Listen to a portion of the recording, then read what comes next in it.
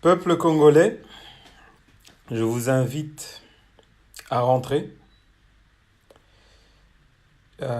nombreux, comme ça nous allons un peu partager.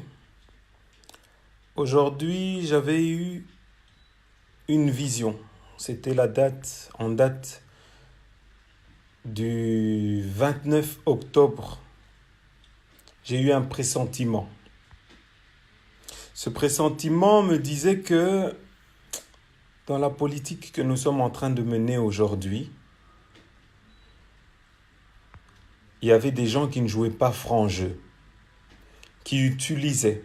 Ces personnes utilisaient leur argent qu'ils ont amassé au Congo pour diviser l'opposition, pour manipuler l'opposition. Et je le savais. Et si vous allez sur Twitter, vous tapez Jeannot Kabouya sur Twitter, j'avais dit ceci. J'avais dit, ces gens sont tellement malins, ces gens sont tellement mesquins, qu'ils vont choisir le candidat le plus ridicule. Attention, j'ai du respect pour Martin Fayulu en tant que candidat, mais je sais que Martin Fayulu est l'un des candidats. Si tu peux fermer la porte, s'il te plaît. J'ai du respect pour Martin Fayulu, mais je sais que Martin Fayulu n'est pas un candidat de poids. Martin Fayulu est un poids-plume. Martin Fayulu n'a même pas de député. Martin Fayulu, son nom n'est même pas connu dans l'entièreté du Congo. Et ce que j'avais dit sur Twitter, si vous allez sur mon Twitter, j'avais dit ceci. J'avais dit, bientôt vous verrez, ceux qui avaient promis de soutenir Félix Antoine Tshisekedi, fils d'Étienne Tshisekedi, qui avaient le plus de chances de nous représenter, ne vont pas le soutenir, vont sortir, vont choisir un autre candidat. Et aujourd'hui, c'est ce qui s'est fait. C'est ce que j'avais marqué. Parce que j'avais vu, et je suis désolé, vous allez me dire, oui, non, pourquoi est-ce que tu dis ça? Peut-être parce que... Non, je suis réaliste, mes frères, mes sœurs. Je suis réaliste parce que je viens de comprendre une chose, c'est que ce pays n'est pas prêt demain de se libérer, de se déchaîner. Je tiens à vous dire aujourd'hui en tout cas, j'ai mené, j'ai donné mon existence pour la lutte pour ce pays.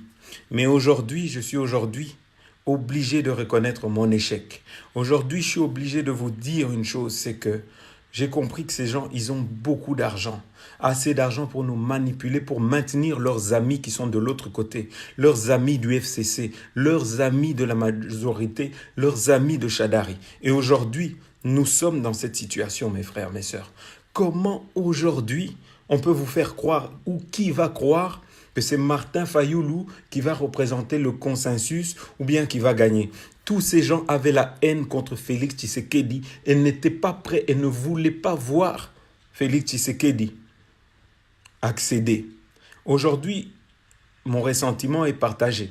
J'ai aussi beaucoup de colère envers ceux qui étaient avec Félix Tshisekedi et envers Félix Tshisekedi lui-même en me disant, est-ce que mon grand frère là, il n'était pas assez intelligent? Est-ce que mon grand frère là, il n'était pas mature politiquement pour ne pas accepter? Ça, c'est accepter l'inacceptable parce que nous sommes nombreux qui avons mis espoir en lui.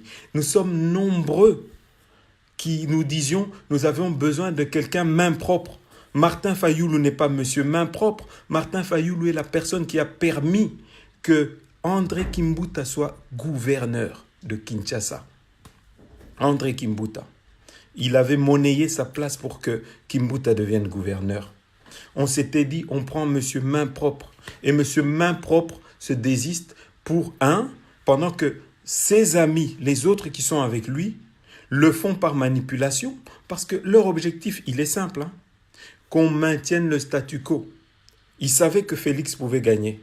Et que si Félix gagnait ces élections, nous pouvions maintenant, devant la communauté internationale, devant le mécanisme qui se mettait en place, on pouvait déboulonner Joseph Kabila. Or, maintenant, ce qui va se passer, c'est que tous ceux qui soutiennent Martin Fayulu savent que Martin Fayulu ne sera pas d'office soutenu dans tous les territoires du Congo, puisqu'il n'est pas connu, à part au Bandundu, qui le connaît? Bandundu, Kinshasa, qui le connaît? Et dans la diaspora, qui connaît Martin Fayulu? Non. Je sais que c'est vraiment une tristesse. Je suis triste, je suis déçu. Et vraiment, je vais vous annoncer aujourd'hui que je vais prendre congé. Congé. Je ne veux plus parler des élections au Congo. Je m'en fous. Je veux vous dire aujourd'hui que nous n'avons vraiment personne à qui on peut faire confiance. Nous sacrifions nos temps, nous sacrifions nos énergies pour que d'autres personnes nous manipulent. Je ne sais vraiment pas quoi dire. Je n'aimerais plus parler de cette politique. Si vous voulez rester là avec les Rwandais, continuez. Si vous voulez continuer là avec normalement des gars comme des Katumbi, c'est des gens que nous devons arrêter. Nous ne les avons pas approchés. Moi, aujourd'hui, j'assume qu'on avait approché ces gens. Mais nous avions approché ces gens pas pour les laisser nous manipuler. Et le jour où j'ai vu qu'ils ont essayé à nous manipuler, je fus le premier à claquer la porte de ces gens. Je fus le premier à dénoncer les méfaits de ces gens. Parce que j'ai vu que c'était des manipulateurs, j'ai vu que c'était des vampires. J'ai compris que ces gens-là n'avaient pas coupé leur lien avec la Kabylie. J'ai compris que c'était des mafieux. Et je les ai dénoncés. J'ai dénoncé tous ces chiens qui ont pillé, volé au Congo. Qui aujourd'hui ont des milliards ici. Des milliards du Congo. Des milliards du Katanga, des enfants katangais. Aujourd'hui, ils essayent de nous faire croire qu'eux, ils ont les meilleurs bilans, que c'est eux les hommes prodigues, les hommes que nous devons accepter. Aujourd'hui, on essaye de nous faire croire que c'est des Martin Faye, c'est des Moïse Katumbi. Non, nous voulions qu'ils mettent leur argent au service de la lutte pour qu'on chasse les gens avec qui ils ont eu un bilan, avec qui ils ont régné dans ce Congo. Aujourd'hui, je vous dis, je ne changerai pas ma décision, vraiment.